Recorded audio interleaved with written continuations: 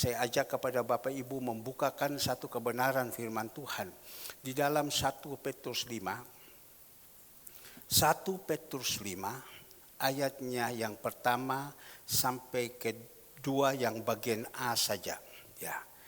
1 Petrus 5 ayatnya yang pertama sampai yang kedua. Boleh semua, tidak apa-apa. Boleh yang kedua. Gembalakanlah kawanan domba Allah. 1. Aku menasihatkan para penatua di antara kamu. Aku sebagai teman penatua dan saksi penderitaan Kristus juga yang juga akan mendapatkan bagian dalam kemuliaan yang akan dinyatakan kelak. 2. Gembalakanlah kawanan domba Allah yang ada padamu. Sampai di sini dulu. Gembalakanlah kawanan domba Allah yang ada padamu. Apakah Bapak Ibu yang dikasih Tuhan, jemaat Tuhan yang setiap ibadah Bapak Ibu ada di sini? Ya, Bapak Ibu percaya bahwa Bapak Ibu ini dipercayakan, digembalakan di tempat ini? Seperti apa yang dikatakan Petrus, engkau mengasihi aku, gembalakanlah kawanan domba Allah. Apakah Bapak Ibu percaya? Ya, bahwa Bapak Ibu yang ada di sini digembalakan, dan saya percaya kita bisa ada, kita bisa nurut, kita bisa taat, kita bisa setia karena itu Tuhan. Kita bisa ada di sini dan mempunyai hati terus ada di sini itu karena Tuhan. Ya, Tuhan memakai banyak hamba-hamba Tuhan, memakai gembala banyak, tetapi ada jiwa-jiwa yang sudah dititipkan kepada Tuhan. Cuma ada yang dititipkan, ya dia tidak mau nurut, dia tidak mau taat sehingga berontak dan lain-lain. Ada. Tapi ada juga yang karakternya bagus, dia mau nurut, dia mau dengar dan dia mau taat. Dan dia akan menerima janji-janji Tuhan. Maka itu dikatakan gembalakanlah kawanan domba Allah yang ada padamu. Saya percaya Bapak Ibu yang ada di sini. Ya, yang dipercayakan gembalakanlah kawanan domba Allah yang ada. Kemarin Saudara Yapi dia saksi kepada saya. Dia bilang, Om, saya tidak pernah ya memikirkan dan saya mimpi. Saya mimpi itu saya naik satu kapal, itu besar sekali. Kapal itu cat putih bersih sekali, bersinar. Dan di kiri kanan lambung itu tertulis Yesus. Di depan itu tulis Sumpah Indah. Dan di atas nakoda itu tulis Haleluya. Dan kapal ini antar sama dia pulang ke tempat lahir. Dan sebelum dia sampai pagi-pagi jam 6 pagi kapal mau merapat di pelabuhan. Mereka sudah membukakan istilahnya orang bilang tenda atau orang bilang ini untuk orang bernaung sudah buka, banyak orang datang ya di situ. Tetapi waktu saya turun dari kapal itu, mereka lihat sama saya, mereka kaget. Wih, Pak Yapi yang turun. Dan di situ dia bilang, saya ingat persis kenapa ya, bahwa kapal itu waktu mau berangkat dari Surabaya, Om Pendeta yang ambil alih semua, yang urus semua. Karena orang-orang tidak mengerti urus kapal. Tapi Om Pendeta yang urus semua. Dan saya melihat anak-anak Om Pendeta ada juga di antara jemaat.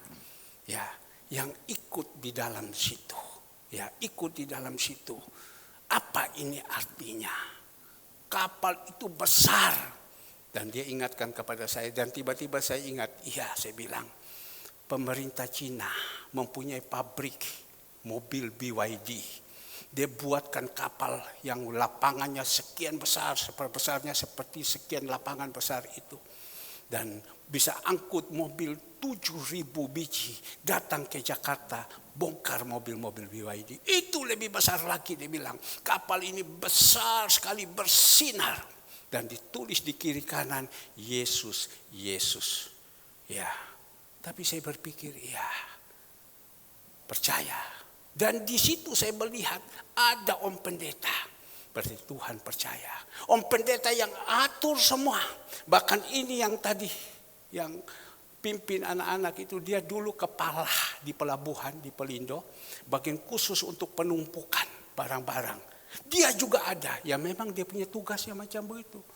Ya, orang ini kok saya lihat, padahal dia sendiri tidak tahu. Berarti Tuhan sudah kasih satu penglihatan. Tuhan sudah kasih mimpi bahwa Tuhan itu ada. Antarkan sama dia pulang. Dan di sana dijemput oleh muspida, dijemput oleh pejabat-pejabat. Dan di belakang ada hamba-hamba Tuhan yang menjemput. Mereka geleng kepala melihat kapal yang begitu besar. Maka saya bilang sama dia, hati-hati kamu. Kamu sudah di dalam Tuhan. Ya, jangan kau lari. Tuhan sudah ada di dalam hidupmu. Tuhan sudah pagari kamu.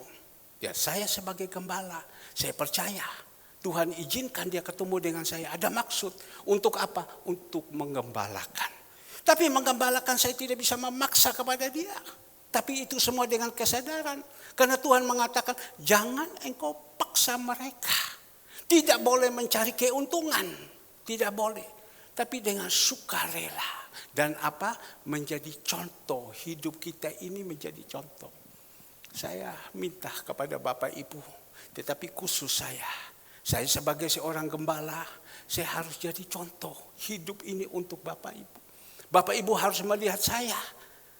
Tapi bagaimana bisa melihat saya kalau saya sendiri tidak menjadi contoh, tidak menjadi teladan. Kau pintar saja berbicara di atas mimbar, tapi engkau hidupmu tidak menjadi contoh, tidak menjadi terang. Kelakuanmu seperti ini. Ya, percuma, kan tidak ada gunanya. Jadi saya juga yang sekarang ada di sini, saya sampaikan. Saya ini seperti lembaran putih. Kalau saya punya hidup tidak benar, tidak jadi contoh, tidak jadi terang, firman itu tidak jadi berkat. Tapi kalau ada orang mengerti, dia tidak mau melihat kita yang sampaikan, dia tangkap firman Tuhan itu.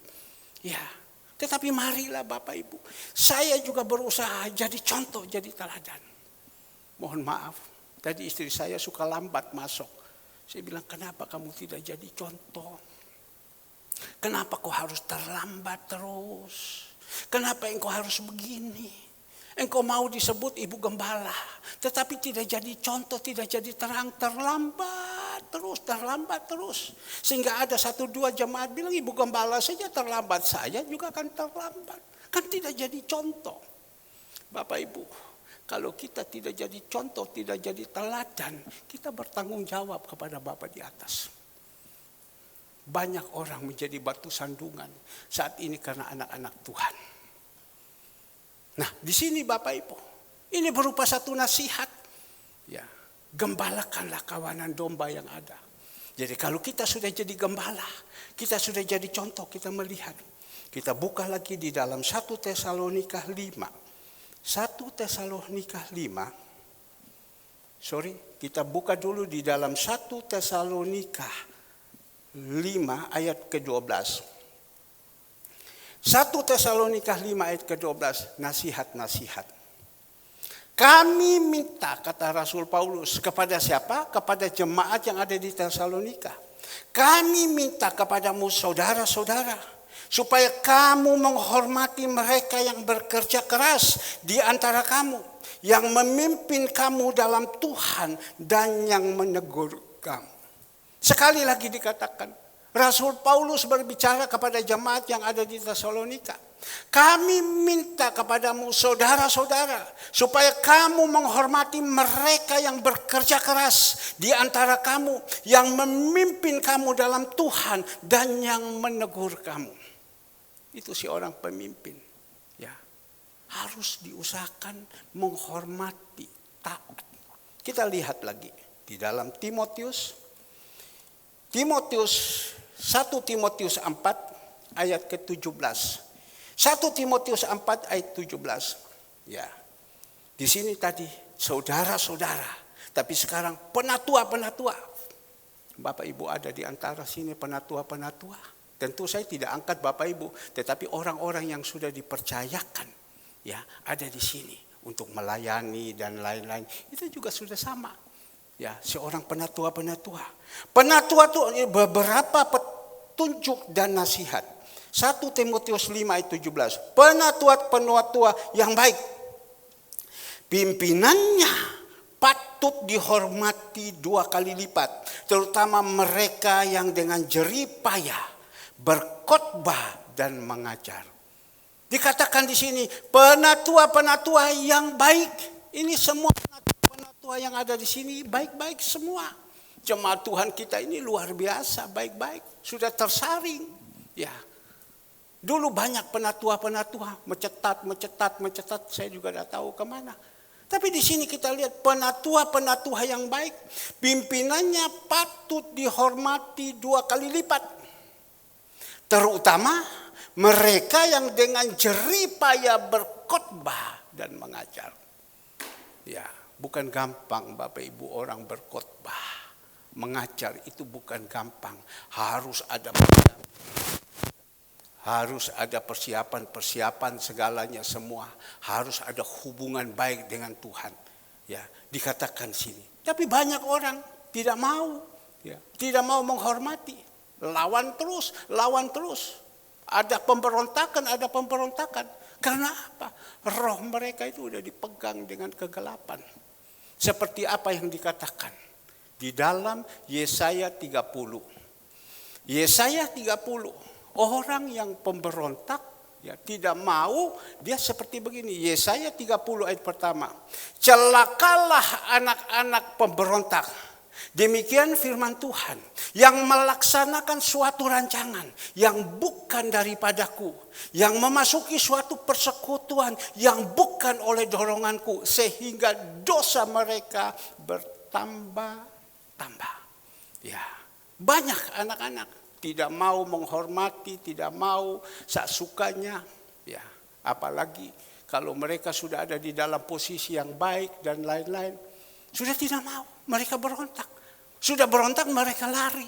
Lari yang bukan daripada. Mohon maaf. Yang bukan dari dorongan Tuhan. Ya, persekutuan yang bukan dari dorongan Tuhan.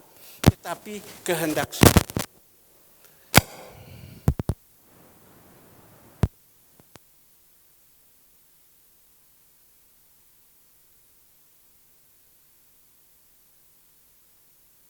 dibetulin. Oke. Nah inilah Bapak Ibu. Mohon maaf. Ini ke-27 tahun. Gereja kita ulang tahun. Yang ke-27. Yang memimpin di dalam ibadah ini. Yang menjadi gembala saya.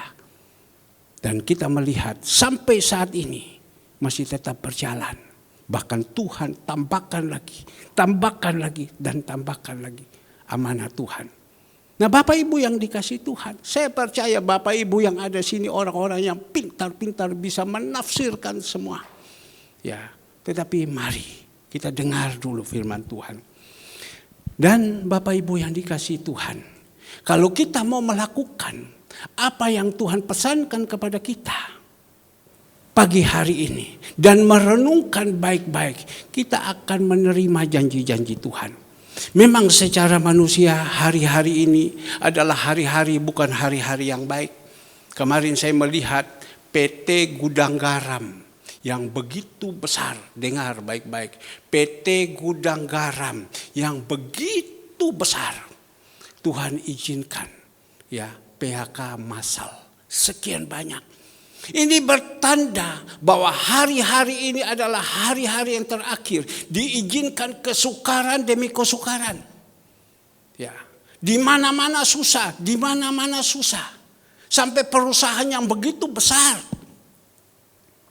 diizinkan PHK. Karena dia tidak mampu lagi. Padahal kita berpikir Gudang Garam ini adalah perusahaan yang besar. Sampai membangunkan lapangan terbang di Kediri.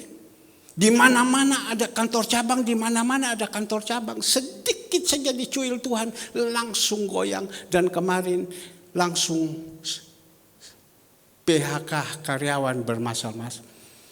Nah kita juga jadi anak-anak Tuhan. Kita harus percaya bahwa Tuhan, ya, Dia punya kuasa. Tapi kalau kita mau mendengar baik-baik, kita lakukan. Apa yang Tuhan pesankan kepada kita hari ini, lakukan. Nah, Bapak Ibu yang dikasih Tuhan, kita ambil contoh di dalam kebenaran firman Tuhan. Persis hari ini tanggal 27 tahun gereja kita ulang tahun, tanggal 7 ini. Saya ajakkan kepada Bapak Ibu untuk membaca di dalam satu kebenaran firman Tuhan. Di dalam 2 Raja-Raja 4 ayat ke-8. Coba kita lihat 2 Raja-Raja 4 ayatnya ke-8 tentang perempuan Sunem dengan anaknya. Saya baca, Bapak Ibu boleh melihat, ya boleh membaca juga paling bagus. Keluarkan slide. Pada suatu hari Elisa pergi ke Sunem. Di sana tinggal seorang perempuan kaya yang mengundang dia makan. Dan seberapakah kali ia di dalam perjalanan singgah ke sana untuk makan. Berkatalah perempuan itu kepada suaminya, sesungguhnya aku sudah tahu bahwa orang yang selalu datang kepada kita itu adalah abdi Allah yang kudus. Baiklah kita membuat sebuah kamar atasnya kecil yang berdinding batu. Dan baiklah kita menaruh di sana baginya sebuah tempat tidur, sebuah meja, sebuah kursi, dan sebuah kandil. Maka apabila ia datang kepada kita, ia boleh masuk ke sana. Pada suatu hari, datanglah ia ke sana, lalu masuklah ia ke kamar atas itu dan tidurlah di situ. Kemudian berkatalah ia kepada Gehasi bujangnya, panggillah perempuan Sunem itu. Lalu dipanggilnyalah ke depan Gehasi. Elisa telah berkata kepada Gehasi, coba katakan kepadanya, sesungguhnya engkau telah sangat bersusah-susah seperti ini untuk kami. Apakah yang dapat kuperbuat bagimu? Adakah yang dapat kubicarakan tentang engkau kepada raja atau kepada tentara? Jawab perempuan itu, aku ini tinggal di tengah-tengah kaumku.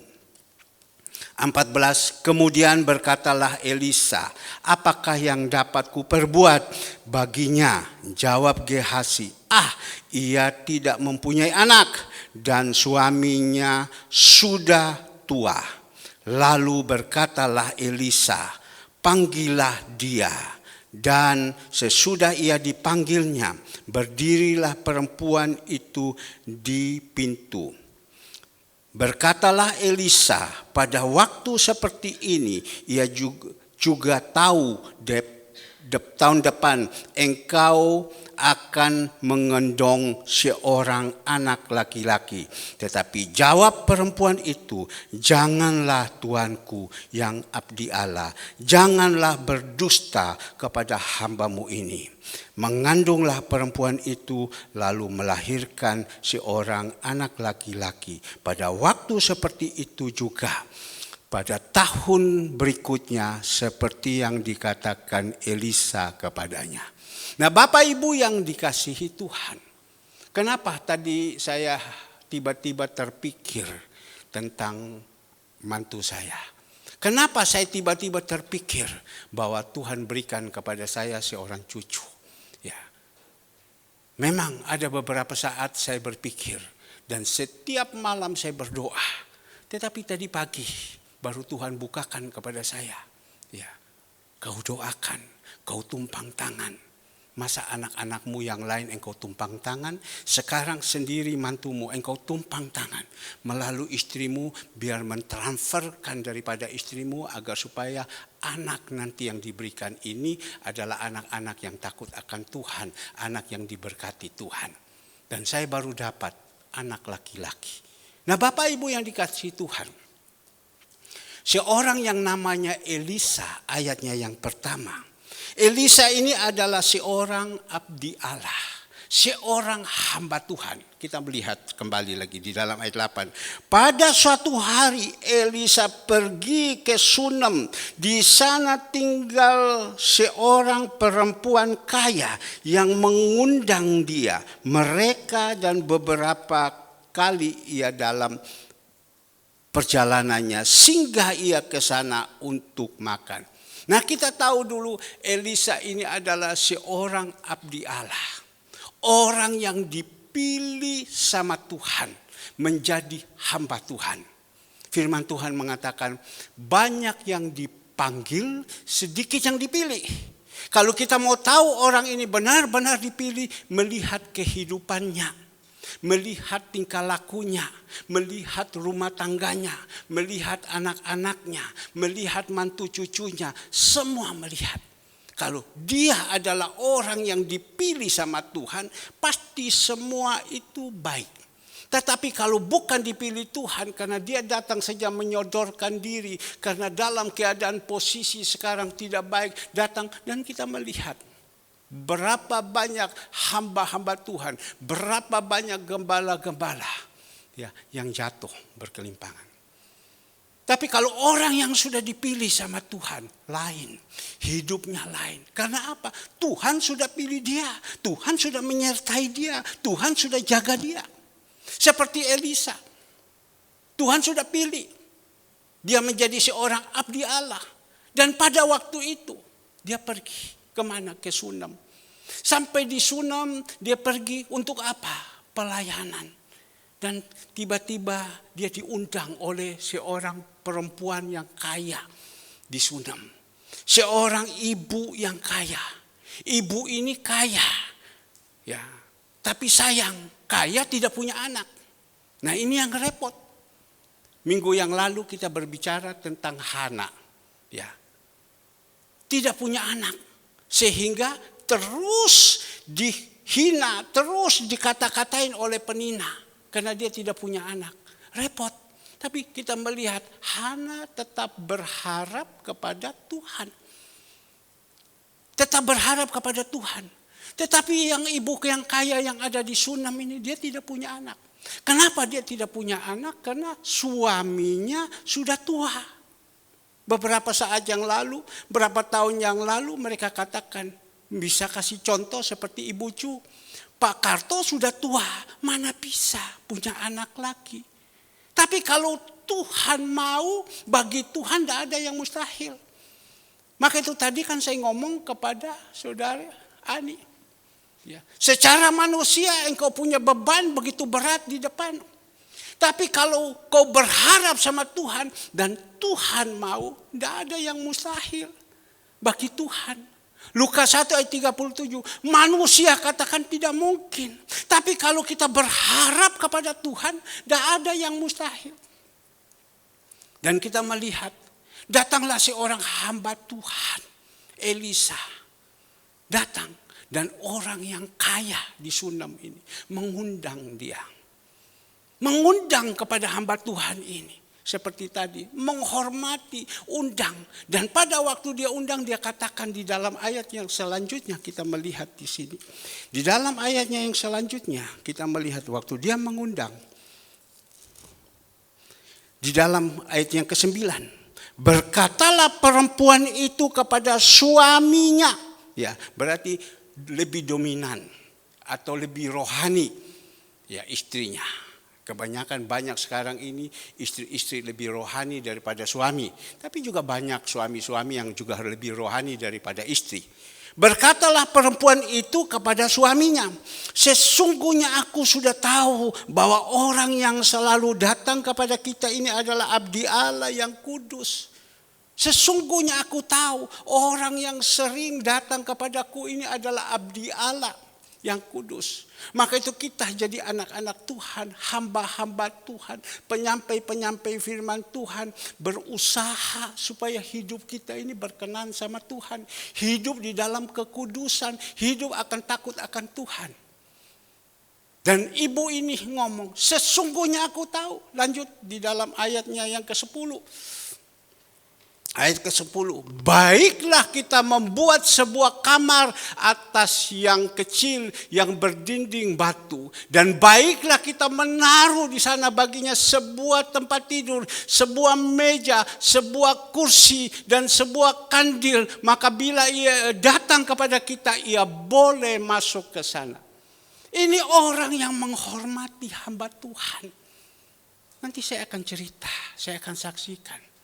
Kenapa Kesia ini bisa ada? Tentu dari Tuhan. Kenapa dari Tuhan? Karena perbuatan daripada kami. Nanti saya akan saksikan.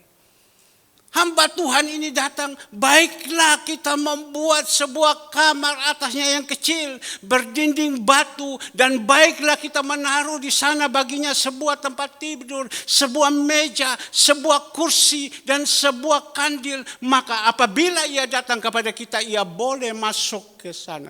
Berarti dia menghormati hamba Tuhan ini. Seperti tadi saya sampaikan, dia menghormati karena dia ini adalah hamba Tuhan. Tapi kalau hamba Tuhan yang tidak benar, bagaimana?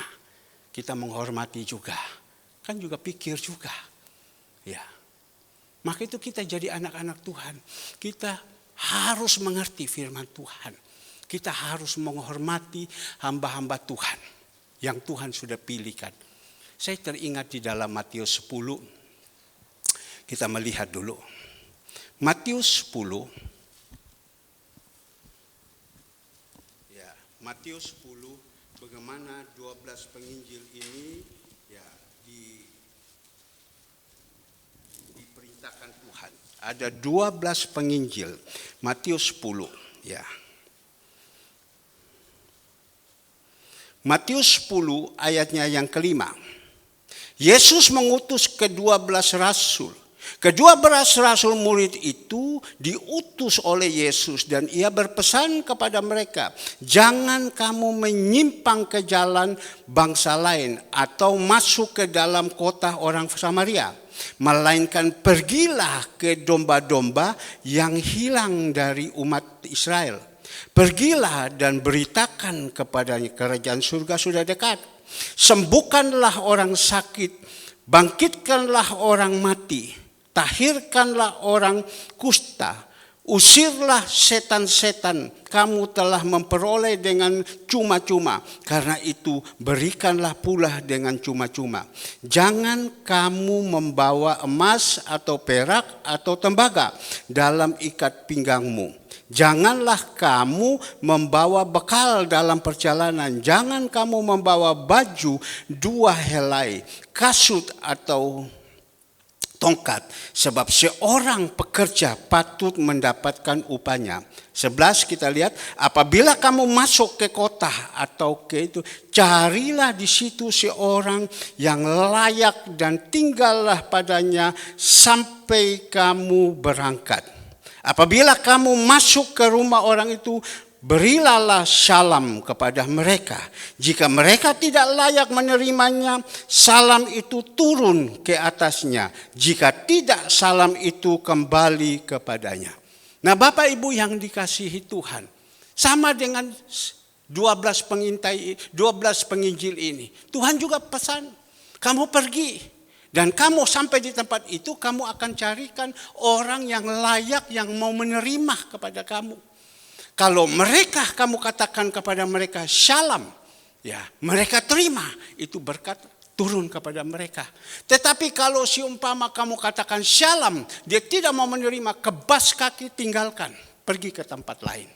Nah, Bapak Ibu yang dikasih Tuhan, 12 penginjil ini, itu juga orang yang sudah dipilih sama Tuhan. Tapi kita belajar Bapak Ibu, perempuan yang kaya di Sunam ini, dia sangat mengerti firman Tuhan. Dan dia katakan kepada suaminya, agar supaya suaminya ya ikut ini, membangunkan tempat ini. Dan pada waktu itu Elisa pergi dan diizinkan. Tempat sudah diatur semua sedemikian rupa, sehingga abdi Allah ini bisa mempunyai satu tempat yang baik. Dan mereka atur makanannya dan atur segala-galanya. Nah, Bapak Ibu yang dikasih Tuhan, ternyata kita melihat pada waktu Dia lakukan semua ini.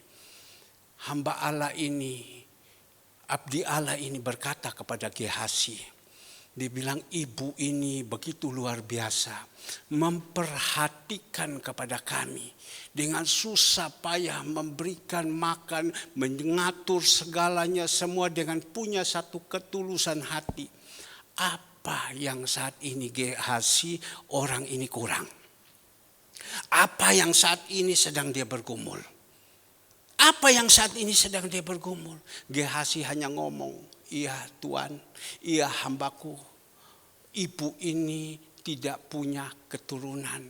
Ibu ini tidak punya anak. Oh, panggil dia. Ya, panggil dia. Seorang hamba Tuhan yang hidup penuh dengan kekudusan. Tuhan sudah taruh kuasa. Panggilkan dia. Dan panggil pada waktu itu ibu ini dekat pintu. Hanya di muka pintu. Tidak masuk ke dalam. Dan apa yang terjadi dikatakan oleh abdi Allah ini. Abdi Allah berkata apa? Ya, apa yang engkau mau? Ya, saya dengar engkau tidak punya anak. Ya memang saya tidak punya anak. Bagaimana saya bisa punya anak? Wong suami saya sudah umur, sudah tua, sudah tidak bisa lagi. Tetapi karena perbuatan yang baik, melakukan yang baik, abdi Allah ini langsung bernubuat. Dia bernubuat tahun depan engkau akan punya anak. Ya, tahun depan engkau punya anak. Karena orang itu atau ibu atau wanita yang hamil nanti dia membutuhkan waktu 9 bulan 10 hari. Jadi dia bilang tahun depan. Disitulah Bapak Ibu kita pegang. Kalau kita punya hidup takut akan Tuhan, percaya. Saya tidak tahu Bapak Ibu sekarang punya persoalan apa, punya masalah apa, punya pergumulan apa. Dan mungkin Ibu Retno punya masalah, ya Pak aku mau kepingin lagi punya lindung, Pak Yuli sudah tidak ada. Lah dah benar, betul toh ya. Tapi Ibu Retno kau punya pergumulan apa? Kau punya masalah apa? Aku Pak punya kepingin punya ini Pak, kepingin punya ini. Kalau itu cocok dengan hati Tuhan tidak ada yang mustahil. Ya. Tapi kalau Bu Retno bilang aku mau lindung ada lagi, ya bisa. Kalau Tuhan mau, tetapi Pak Yuli sudah tidak ada. Ibu Retno kan tidak dipakai seperti Maria yang melahirkan Tuhan Yesus. Tapi Ibu Retno punya pergumulan. Bapak Ibu punya pergumulan. Semuanya. Tapi belajar. Lakukan kebenaran firman Tuhan. Ngomong-ngomong saya ingat Ivon. Besok dia ulang tahun juga. Ya, habis menikah dengan Hengki cukup lama.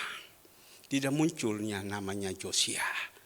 Ya, tapi karena ketaatan, kesetiaan Tuhan berikan. Ya, kalau saya tidak salah Ibu Gembala juga dulu saya pernah izinkan pegang perutnya mendoakan. Tapi Bapak Ibu yang dikasih Tuhan, apa yang sekarang kita punya pergumulan? Apa sekarang yang kita punya masalah? Saya percaya tidak ada Bapak Ibu yang bilang saya tidak punya pergumulan. Saya tidak punya masalah. Kemarin kami berbicara dengan teman saya 5 orang.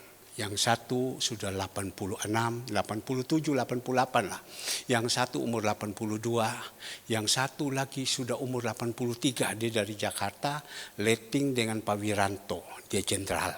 Tapi sudah 82. Ya, ngomong-ngomong cerita bahwa tentang stres, tentang khawatir, tentang bingung. Mereka mulai katakan, iya saya juga punya masalah, setiap hari saya bingung, saya stres, saya takut dalam menghadapi ini. Saya katakan kepada mereka, mohon maaf saya bilang. Karena saya mau menginjil mereka. Saya juga punya masalah, saya juga punya beban banyak. Tetapi saya tidak pernah stres. Saya damai terus di dalam hati. Dan mereka jawab kepada saya, iya karena Bapak ada Tuhan Yesus di dalam hidup Bapak. Jadi Bapak itu bisa damai. Ya benar saya bilang, saya damai. Tetapi saya punya pergumulan. Saya punya masalah. Dengan jemaat saja saya punya masalah. Saya lihat aduh kasihan ya, kasihanlah. Minggu lalu saudara Alek khotbah ya tentang kasih mula-mula. Kalau orang yang sudah menerima kasih mula-mula, kita mau melihat dia sudah mundur daripada Tuhan, kasih mula-mula yang lalu itu sudah hilang, tidak ada lagi. Tapi kalau dia masih ada kasih mula-mula, dia masih lakukan segalanya, semua ketaatan demi ketaatan. Tapi kalau seumpama kasih mula-mula itu sudah hilang, itu tandanya orangnya sudah tidak mau lagi. Karena apa? Kasih mula-mula itu sudah tidak ada. Tapi Bapak Ibu yang dikasihi Tuhan. Tapi kalau kasih mula-mula masih ada, kita masih tetap taat, setia, melakukan apa yang Tuhan pesan. Ingat sekarang, akhir zaman ini. Ya, semua anak-anak Tuhan berkeliaran di luar. Dah tahu bagaimana sudah. Sudah dah mau pusing lagi. Berkeliaran di luar. Semua ini dosa akhir zaman. Dosa akhir zaman.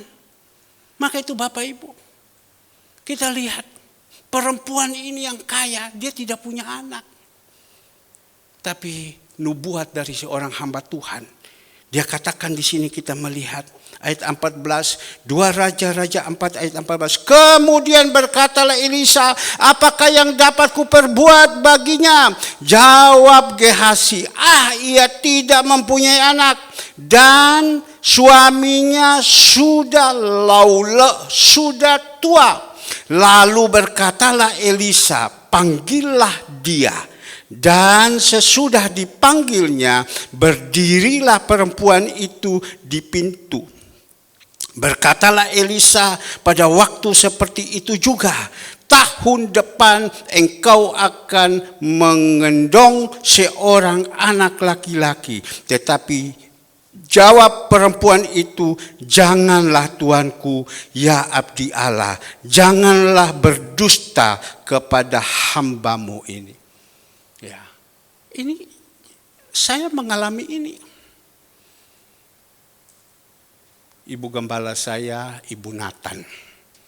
Dan saya percaya Tuhan izinkan dia datang ketemu dengan saya.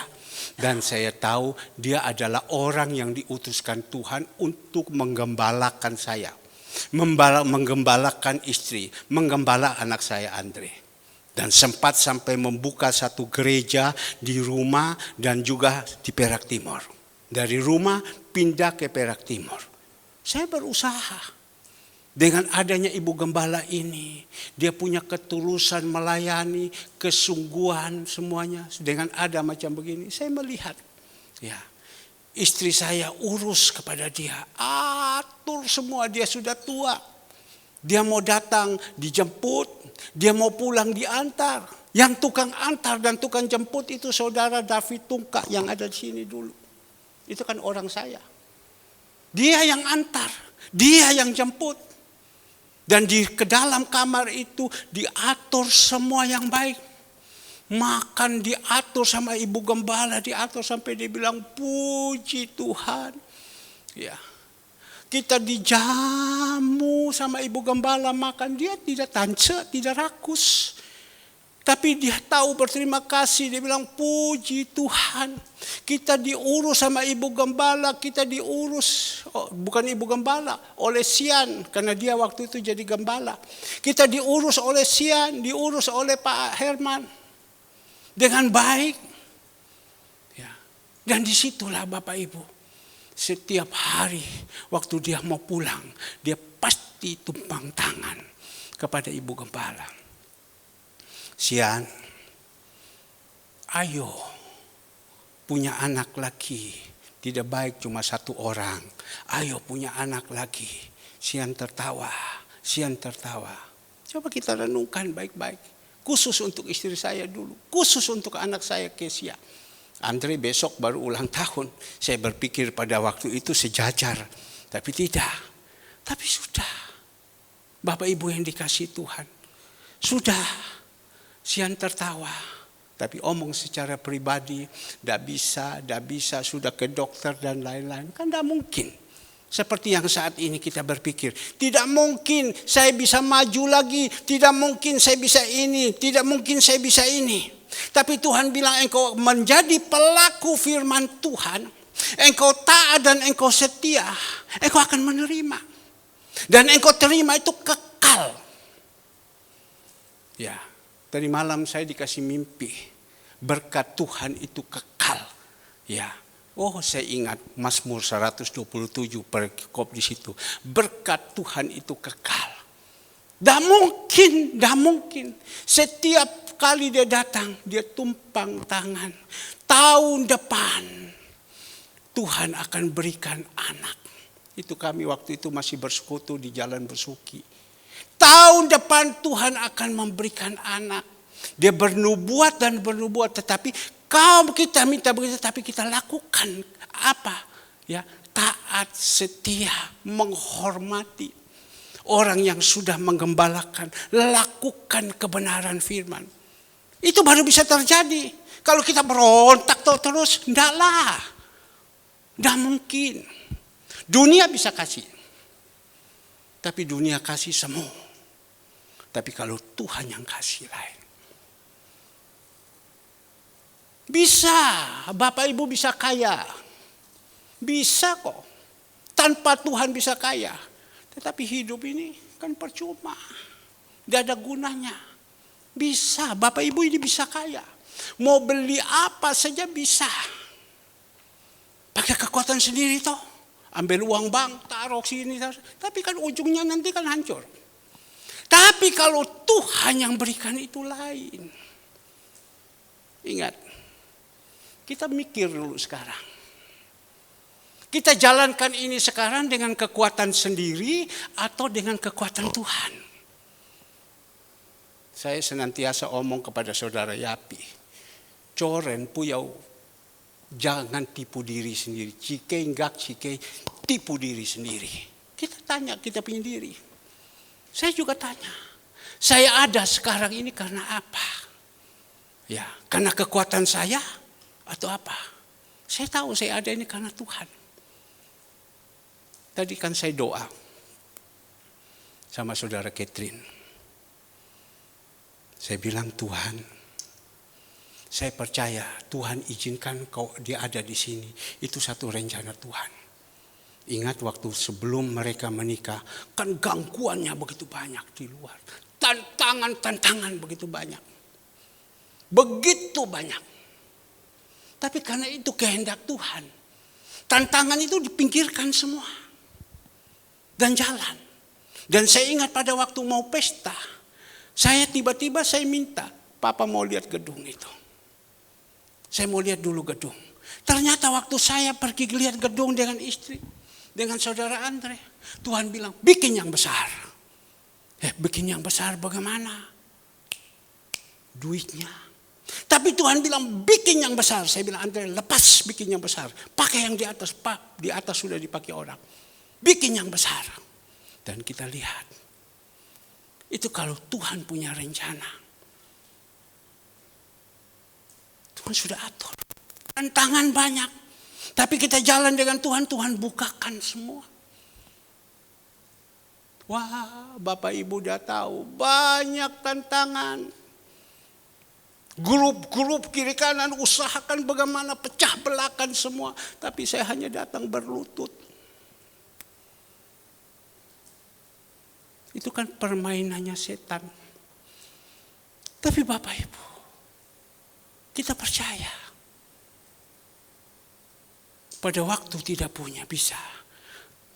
Tuhan angkat tangan melalui hambanya. Berdoa. Bulan depan.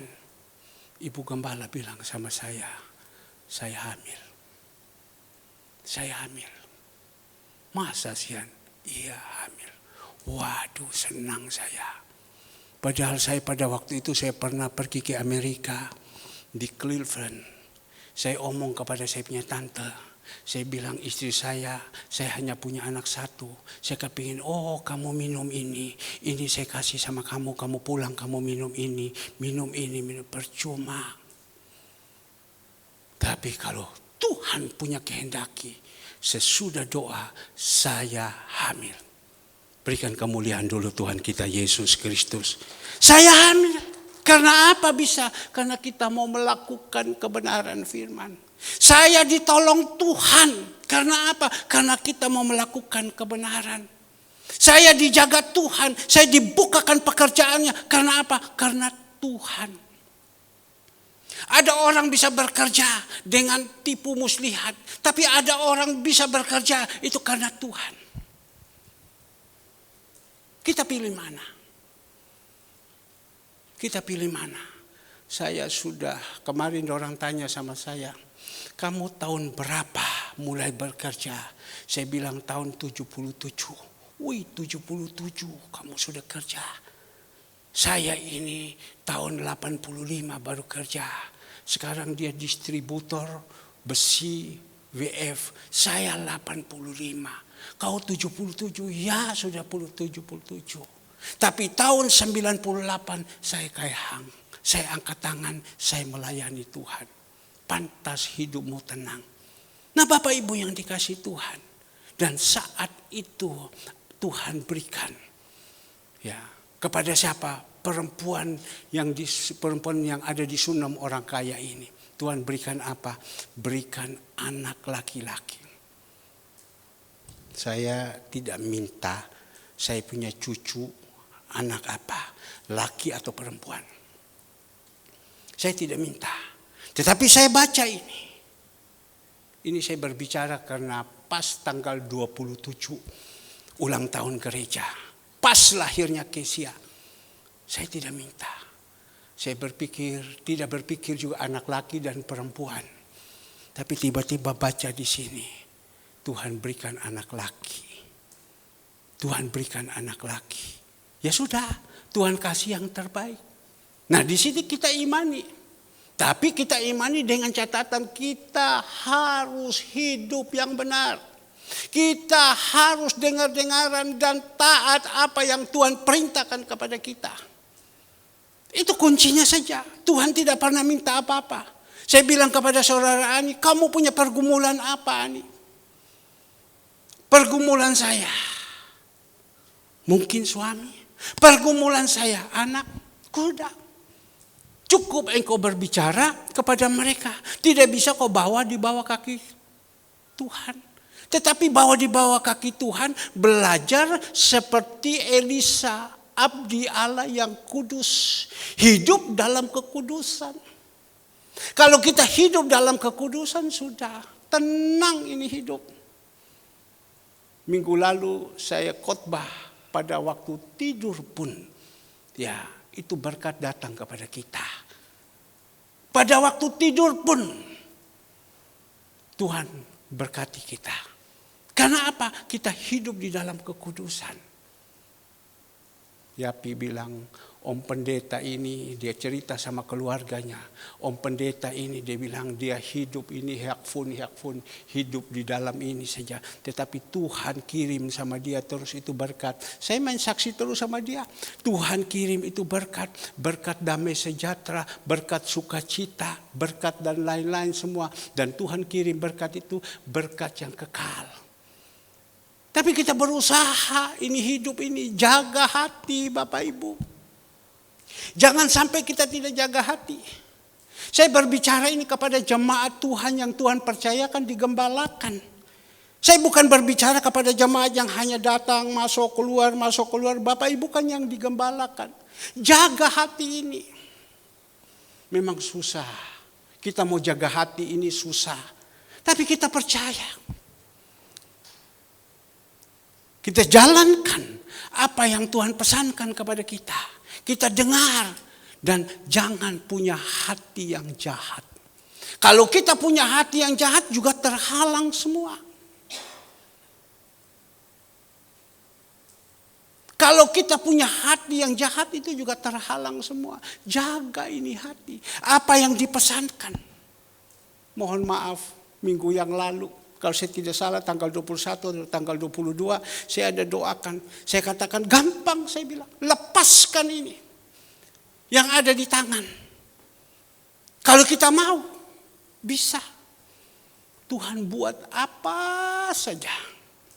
Tuhan buat apa saja. Lepaskan yang ada di tangan ini.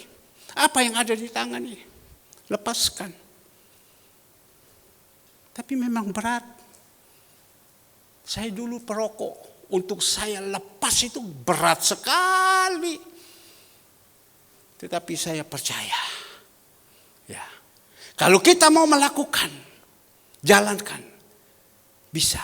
Jangan sampai ditapoi dulu. Saya dulu dipukuli dulu sama Tuhan. Dipukuli dulu baru saya mau. Almarhum Yuliarti. Dia sudah tidak berdaya.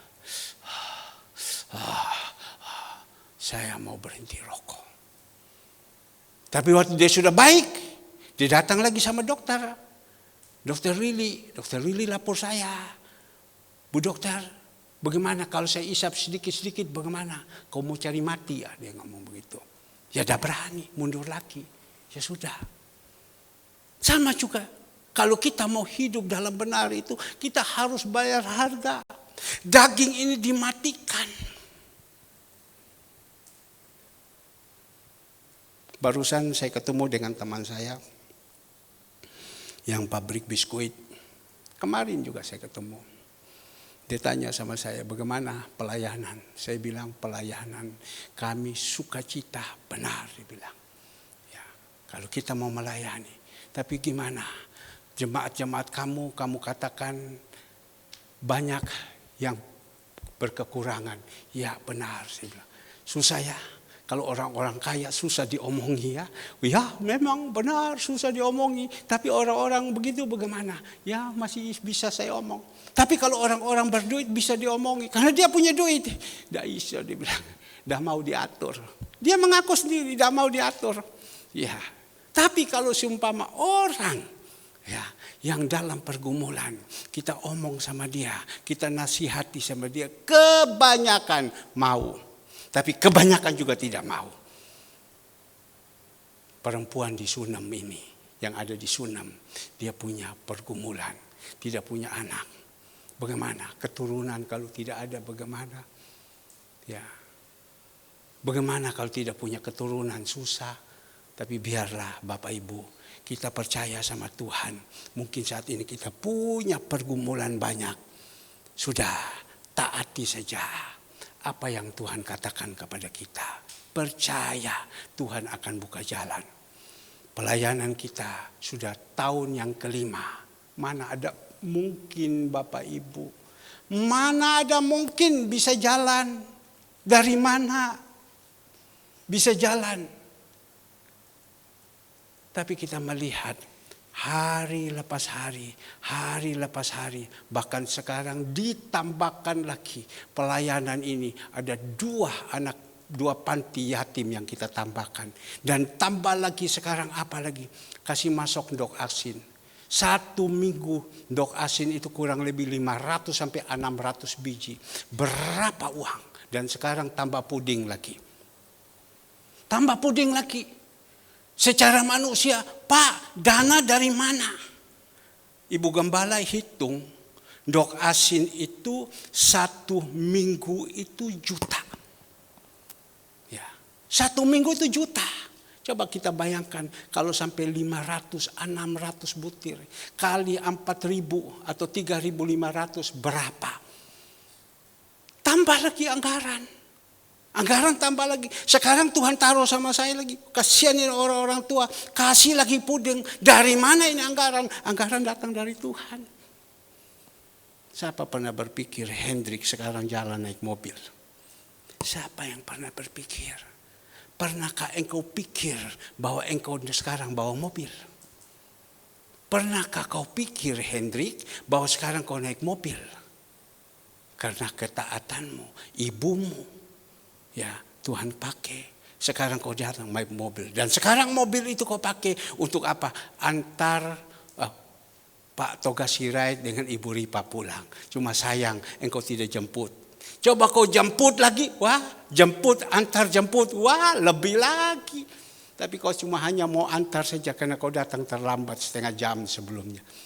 Ya maka itu mari saya minta pemusik Singar. Ya Ibu. Ya pemusik Singar, sebentar kita akan makan dan minum tubuh darah Yesus. Kita renungkan baik-baik. Asal kuncinya satu. Tadi kita melakukan apa yang Tuhan perintahkan kepada kita. Kita akan lihat.